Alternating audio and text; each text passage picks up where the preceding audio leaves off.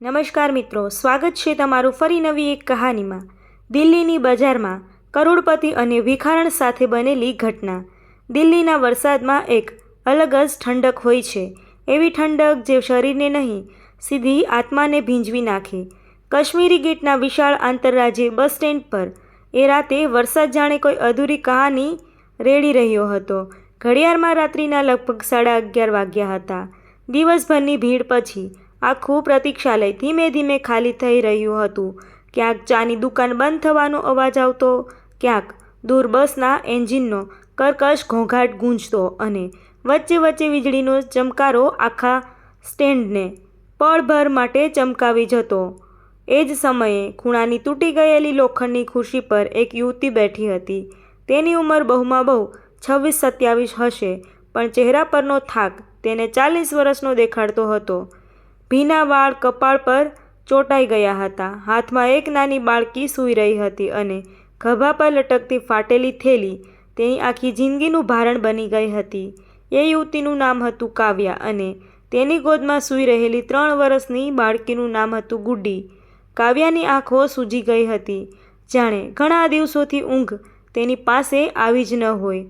તે વારંવાર બસ સ્ટેન્ડના દરવાજા તરફ જોતી, પછી પોતાની બાળકીને છાતી સાથે વધુ છાંપીને બેસી જતી, જાણે દુનિયા સામે લડવાની તેની આખરી શક્તિ એ નાની બાળકી જ હતી। આજે સવારથી જ તેણે કશું ખાધું નહોતું। ગુડીને માત્ર એક બિસ્કિટનો પેકેટ ખવડાવ્યો હતો, જે પણ એક અજાણ્યા ચાવાળાએ દયા કરીને આપ્યો હતો। પેટમાં ભૂખની આગ ધગતી રહી હતી, પણ માતાની ભૂખ ઘણી સંતાનના પેટમાં દબાઈ જતી હોય છે। કાવ્યા વારંવાર પોતાના ફોનને ચાલુ કરવાનો પ્રયત્ન કરતી, પણ ફોન 2 દિવસ પહેલાં જ બંધ થઈ ગયો હતો। પૈસા નહોતા, રિચાર્જ નહોતું અને હવે તો આશા પણ નહોતી। વરસાદનો એક મોટો છાંટો અંદર સુધી આવીને તેના પગને ભીંજવી ગયો।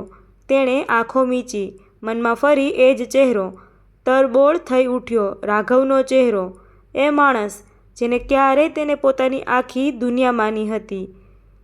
4 વર્ષ પહેલાં જયપુરમાં થયેલા એક નાના કાર્યક્રમમાં બંને મળ્યા હતા। રાઘવ મીઠું બોલતો, સપનાઓ બતાવતો અને પ્રેમના એવા વચનો આપતો કે કાવ્યાને લાગ્યું હતું કે ભગવાને કદાચ તેની માટે ખાસ કોઈ મોકલ્યો છે। ગરીબ ઘરની સીધી સાદી કાવ્યા ધીમે ધીમે તેની વાતોમાં આવી ગઈ। લગ્ન થયા, શરૂઆતના થોડા મહિના સુંદર હતા, પછી ધીમે ધીમે રાઘવનો અસલી ચહેરો બહાર આવવા લાગ્યો। દારૂ, જુગાર અને ગુસ્સો, આ 3 વસ્તુઓએ આખું ઘર નરક બનાવી નાખ્યું। રાત્રે મોડા ઘરે આવવું, પૈસા માટે ઝઘડા કરવા અને પછી હાથ ઉઠાવવો, આ બધું રોજનું બની ગયું। કાવ્યા ઘણીવાર વિચારે કે ઘરે પાછી જઈએ, પણ માતા પિતા પહેલેથી જ દુનિયા છોડીને જઈ ચૂક્યા હતા। એક નાનો ભાઈ હતો જે પોતાનું જીવન મુશ્કેલીથી જીવી રહ્યો હતો, એટલે કાવ્યા બધું સહન કરતી રહી, કારણ કે ઘણી ભારતીય સ્ત્રીઓની જેમ તેને પણ બાળપણથી એક જ વાત શીખવાઈ હતી, પતિ જેવો હોય એ તારો જ ભગવાન। પણ એક દિવસ બધું તૂટી ગયું। એ રાત્રે રાઘવ દારૂમાં સંપૂર્ણ બેભાન હતો। ઘરમાં પૈસા નહોતા, ગુડી બીમાર હતી। કાવ્યાએ દવા માટે પૈસા માંગ્યા તો રાઘવે પહેલાં ગાળો આપી, પછી ગુસ્સામાં બાળકીને જોરથી ધક્કો મારી દીધો। ગુડી જમીન પર પડીને રડવા લાગી। એક ક્ષણે કાવ્યાની અંદરની માતા જાગી ઉઠી। વર્ષોથી સહન કરતું હૃદય એકાએક પથ્થર બની ગયું। તેણે પહેલીવાર રાઘવનો હાથ પકડીને દૂર ધકેલી દીધો। મારી દીકરીને હાથ લગાવશો નહીં, તે બૂમ પાડી હતી। રાઘવ વધુ ગુસ્સે ભરાઈ ગયો। તેણે કાવ્યાને એટલી જોરથી માર્યું કે તેના હોઠ ફાટી ગયા। પાડોશીઓ ભેગા થયા, કોઈએ વચ્ચે પડીને બચાવ્યું અને એ જ રાતે કાવ્યાએ નક્કી કરી લીધું, હવે નહીં, હવે પોતાની દીકરીને આ નરકમાં નહીં ઉછેરે। તેણે થોડા કપડાં થેલીમાં ભરી લીધા, સૂતી ગુડીને ઊંચકી અને વરસાદમાં ઘર છોડીને નીકળી ગઈ। ક્યાં જવું હતું ખબર નહોતી, બસ એટલું જાણતી હતી કે હવે પાછું ફરી શકાતું નથી।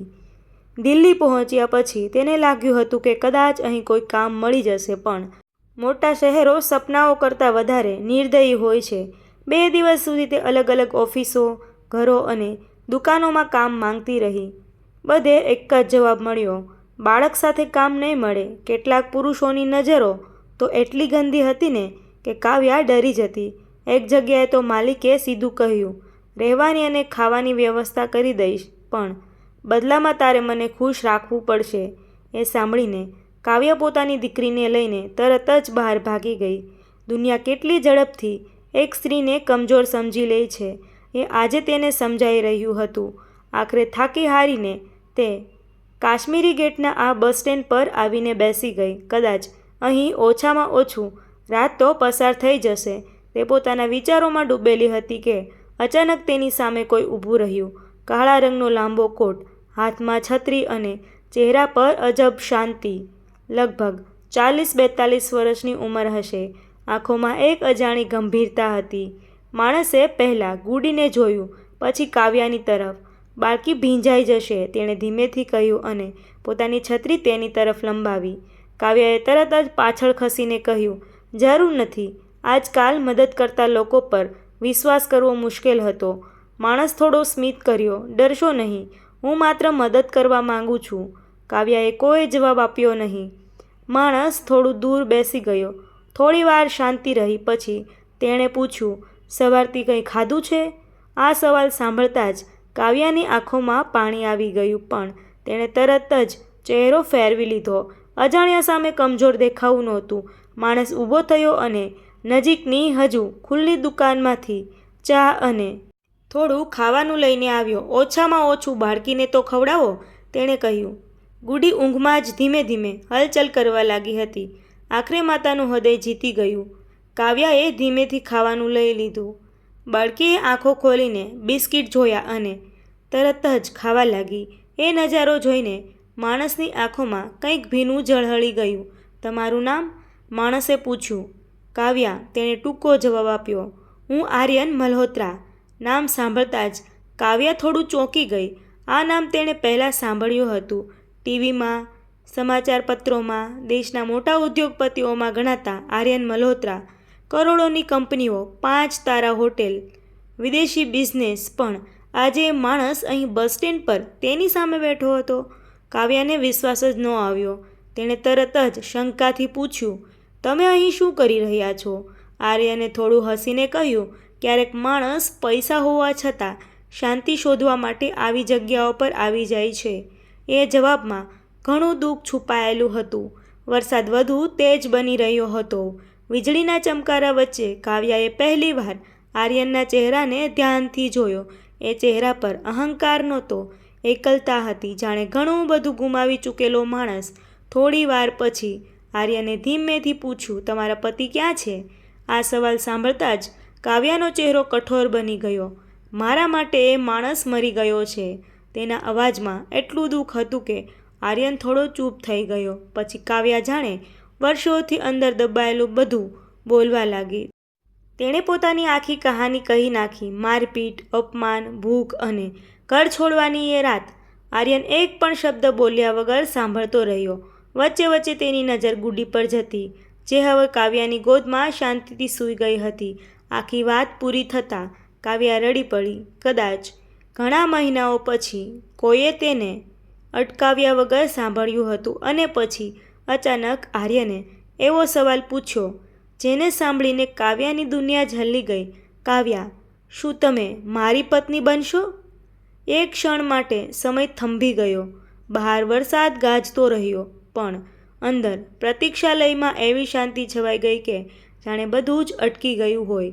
કાવ્યાને પોતાના કાન પર વિશ્વાસ ન આવ્યો. તેણે તરત જ ગુસ્સાથી કહ્યું, તમે મારી મજાક ઉડાવી રહ્યા છો? એક અજાણી સ્ત્રીને જોઈને સીધા લગ્નનો પ્રસ્તાવ આપો છો? આસપાસ બેઠેલા 2-3 લોકો પણ તેમની તરફ જોવા લાગ્યા. કાવ્યાની આંખોમાં ગુસ્સા સાથે અપમાનનો અગ્નિ ભભૂકી રહ્યો હતો. મારી હાલત જોઈને તમને દયા આવી હશે, પણ હું વેચાવા માટે અહીં નથી બેઠી. તે ઓલમોસ્ટ બૂમ પાડી. આર્યન શાંતિથી ઊભો રહ્યો. તેના ચહેરા પર ગુસ્સો નહોતો, માત્ર ગંભીરતા હતી. તેણે ધીમેથી કહ્યું, હું દયા નથી કરતો કાવ્યા, કારણ કે હું પણ એકલો છું અને કદાચ તૂટેલો પણ. કાવ્યા હજુ પણ વિશ્વાસ કરી શકતી નહોતી. કરોડપતિ માણસ અને બસ સ્ટેન્ડ પર બેઠેલી એક ગરીબ સ્ત્રીને લગ્ન માટે પૂછે. પાછળ ચોક્કસ કોઈ રહસ્ય હતું, કોઈ કારણ હતું, પણ શું? અને એ જ પ્રશ્ન સાથે કાવ્યાની આખી રાત આખી પસાર થવાની હતી. કારણ કે તેને ખબર નહોતી કે આ વરસાદી રાત તેની જિંદગીનો સૌથી મોટો વળાંક બનવાની હતી. કાશ્મીરી ગેટના બસ સ્ટેન્ડ પર એક વરસાદી રાત જાણે ધીમે ધીમે કોઈ અજાણી કિસ્મત લખી રહી હતી. કાવ્યા હજુ પણ આર્યન મલ્હોત્રાની સામે શંકાભરી નજરે જોઈ રહી હતી. તેની અંદર ગુસ્સો પણ હતો, ડર પણ હતો અને સૌથી વધારે તો અવિશ્વાસ હતો, કારણ કે જીવને તેને એટલા દગા આપ્યા હતા કે હવે કોઈ સારા માણસ પર વિશ્વાસ કરવો પણ ગુનો લાગતો હતો. તમારા જેવા લોકો માટે અમે ગરીબ લોકો રમકડા જેવા હોઈએ છીએ, કાવ્યાએ ભીના ગાલ લૂંચીને કહ્યું. થોડી દયા દેખાડો, થોડા સપનાઓ આપો, પછી છોડી દો. હું એ બધું ફરીથી સહન નહીં કરી શકું. આર્યન થોડો સમય શાંતિથી ઊભો રહ્યો. બહાર વરસાદના ટીપાં ટીનની છત પર પડતા હતા અને એ અવાજ વચ્ચે તેનો ધીમો અવાજ સંભળાયો. કાવ્યા, મારી પાસે પૈસા છે, નામ છે, બંગલા છે, પણ આજે પણ હું દર રાત્રે એકલો સૂવું છું, કારણ કે 4 વર્ષ પહેલાં મેં મારી પત્ની અને દીકરીને એક અકસ્માતમાં ગુમાવી દીધી. કાવ્યાના ચહેરા પરનો ગુસ્સો થોડો ધીમો પડ્યો. આર્યનની આંખો પહેલીવાર ભીની દેખાઈ. એ દિવસ પછી હું જીવતો તો રહ્યો પણ અંદરથી મરી ગયો. લોકો કહેતા હતા કે સમય બધું ઠીક કરી દે છે, પણ સમય માત્ર માણસને દુઃખ સાથે જીવવું શીખવે છે. કાવ્યા પહેલીવાર સંપૂર્ણ શાંતિથી તેની વાત સાંભળવા લાગી. આર્યને ધીમેથી ગુડીની તરફ જોયું. એ હજુ પણ કાવ્યાની ગોદમાં નિર્દોષ ઊંઘી રહી હતી. આ બાળકીને જોઈને મને મારી દીકરી યાદ આવી ગઈ, તેણે કંપતા અવાજમાં કહ્યું. અને તમને જોઈને એવું લાગ્યું કે ભગવાન કદાચ 2 તૂટેલા લોકોને એક જ રાત્રે એક જ જગ્યાએ લઈને આવ્યા છે. કાવ્યાના હૃદયમાં અજબ હલચલ થવા લાગી. ઘણા સમય પછી કોઈ પુરુષ તેની સામે વાસનાથી નહીં, લાગણીથી વાત કરી રહ્યો હતો, પણ ઘાવ હજુ પણ ઊંડા હતા. તેણે તરત જ પૂછ્યું, જો હું તમારી સાથે જઈશ તો શું ખાતરી કે એક દિવસ તમે પણ મને રસ્તા પર નહીં મૂકી દો? આર્યન થોડું સ્મિત કરીને બોલ્યો, ખાતરી તો ભગવાન પણ નથી આપતા કાવ્યા, પણ હું એક વચન જરૂર આપી શકું કે હું તમને ક્યારેય અપમાનિત નહીં કરું. રાત્રિ ધીમે ધીમે પસાર થતી ગઈ. વરસાદ હવે ઓછો થઈ ગયો હતો. બસ સ્ટેન્ડ પર બેઠેલા થોડાક લોકો પણ જતા રહ્યા. આખરે કાવ્યા પાસે હવે કોઈ રસ્તો નહોતો. પાછું જવું એટલે ફરી એ નરકમાં જવું. આગળ વધવું એટલે અજાણ્યા માણસ પર વિશ્વાસ કરવો. જીવન ઘણીવાર માણસને એવા ચોરાહે ઊભું કરે છે જે બંને રસ્તા ડરાવે છે. આખરે આર્યને કહ્યું, મારી પાસે નજીકમાં ગેસ્ટ હાઉસ છે, તમે અને ગુડી ત્યાં આરામ કરી શકો. સવારે જે નિર્ણય લેવો હોય તે લઈ લેજો. કાવ્યાએ લાંબો શ્વાસ લીધો. કદાચ આ જ તેની પાસે બચેલો એકમાત્ર વિકલ્પ હતો.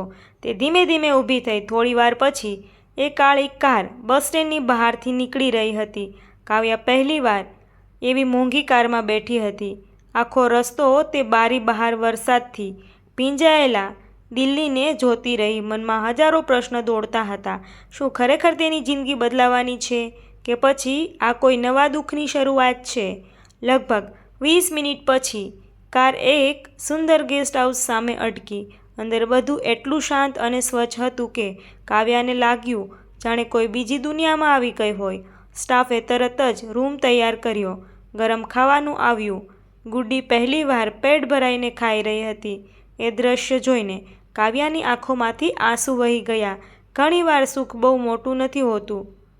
માત્ર સંતાનનું ભરેલું પેટ જ માતા માટે આખી દુનિયા બની જાય છે. આગલી સવારે કાવ્યા જાગી ત્યારે સૂર્યના કિરણો બારીમાંથી અંદર આવી રહી હતી. ઘણા મહિનાઓ પછી તેણે શાંતિથી ઊંઘ લીધી હતી. ટેબલ પર એક નોટ પડી હતી. તમે જ્યાં સુધી ઈચ્છો અહીં રહી શકો છો, કોઈ દબાણ નથી, આર્યન. કાવ્યા લાંબા સમય સુધી એ નોટને જોતી રહી. તેના જીવનમાં પહેલીવાર કોઈ પુરુષે તેના પર અધિકાર નહીં પણ સન્માન બતાવ્યું હતું. 2 દિવસ પસાર થયા. આ દરમિયાન આર્યન રોજ ગુડી માટે રમકડા લઈને આવતો. ગુડી પણ હવે તેને જોઈને હસવા લાગી હતી. ધીમે ધીમે કાવ્યાના મનનો ડર ઓગળવા લાગ્યો. એક સાંજે આર્યન બગીચામાં બેઠો હતો. કાવ્યા તેની પાસે આવી. થોડો સમય બંને ચૂપ રહ્યા. પછી કાવ્યાએ ધીમેથી પૂછ્યું, તમે ખરેખર મને લગ્ન માટે કેમ પૂછ્યું હતું?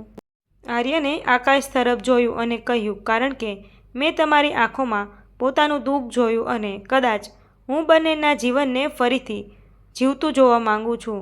થોડા અઠવાડિયા પછી એક નાનકડા મંદિરમાં ખૂબ સાદાઈથી બંનેના લગ્ન થયા. કોઈ મોટી પાર્ટી નહોતી, કોઈ મીડિયા નહોતું, કોઈ શોર નહોતો. માત્ર ભગવાન સામે બે તૂટેલા લોકો એકબીજાને હાથ પકડી રહ્યા હતા. કાવ્યા લગ્ન સમયે સતત રડી રહી હતી, કારણ કે તેને પહેલીવાર સમજાયું કે સાચો પ્રેમ ઊંચા અવાજમાં નથી મળતો, તે શાંતિથી જીવનમાં પ્રવેશે છે. આર્યને ગુડીને પોતાની દીકરી તરીકે સ્વીકારી લીધી. ધીમે ધીમે કાવ્યાનું જીવન બદલાવા લાગ્યું. હવે તે ભયમાં નહીં, સન્માનમાં જીવતી. તેણે અભ્યાસ ફરી શરૂ કર્યો. આર્યને તેને એક NGO શરૂ કરવામાં મદદ કરી, જ્યાં ઘરેલું હિંસાનો ભોગ બનેલી સ્ત્રીઓને આશ્રય મળતો. કાવ્યા હવે ઘણી મહિલાઓ માટે આશા બની ગઈ હતી, પણ કહાનીનો સૌથી મોટો વળાંક તો હજુ બાકી હતો. એક દિવસ NGOની બહાર ભારે વરસાદ પડી રહ્યો હતો. કાવ્યા ઓફિસમાંથી બહાર આવી રહી હતી કે અચાનક ગેટ પાસે એક ભિખારી જેવો માણસ ઊભો હતો. લાંબી દાઢી, ફાટેલા કપડાં, કંપતું શરીર. કાવ્યા એ અવાજ સાંભળતા જ કાવ્યાના પગ અટકી ગયા. એ રાઘવ હતો, એક સમયનો અહંકારી માણસ. આજે રસ્તા પર આવી ગયો હતો. દારૂ અને જુગારે તેની આખી જિંદગી બરબાદ કરી દીધી હતી. તેની આંખોમાં પસ્તાવો હતો. મને માફ કરી દે કાવ્યા, મેં તને ઓળખી ન હતી. તે રડવા લાગ્યો. કાવ્યાની અંદર જૂના ઘાવ ફરી તાજા થઈ ગયા. થોડા સેકન્ડ સુધી તે કંઈ બોલી નહીં. પછી ધીમેથી પોતાની થેલીમાંથી થોડા પૈસા કાઢ્યા અને તેની તરફ લંબાવ્યા. આ લઈ લો, પણ પાછા મારી જિંદગીમાં આવવાનો પ્રયત્ન ન કરશો, તેણે શાંતિથી કહ્યું. રાઘવ રડતો રહ્યો અને કાવ્યા પાછી ફરી ગઈ, કારણ કે હવે તે તૂટેલી સ્ત્રી નહોતી. હવે તે પોતાની દીકરી માટે જીવતી મજબૂત માં હતી. તે સાંજે ઘરે પહોંચીને ગુડીને ગળે લગાવી ત્યારે આર્યને પૂછ્યું, બધું ઠીક છે? કાવ્યાએ હસીને માત્ર એટલું જ કહ્યું, હવે ખરેખર બધું ઠીક છે. બહાર ફરી વરસાદ શરૂ થઈ ગયો હતો, પણ આ વખતે એ વરસાદ દુઃખનો નહોતો, નવી જિંદગીનો હતો. અને કદાચ આ જ જીવનનું સૌથી સુંદર સત્ય છે. કેટલાક લોકો આપણું જીવન તોડવા માટે આવે છે અને કેટલાક લોકો એ જ તૂટેલા ટુકડાઓને ફરીથી જોડવા માટે. મિત્રો, આ વાર્તાના પાત્રોના નામ અમે બદલેલા છે. વાર્તા સત્ય આધારિત છે. આવા જ વિડીયો જોવા માટે અમારી સાથે બન્યા રહેજો. થેન્ક યુ મિત્રો.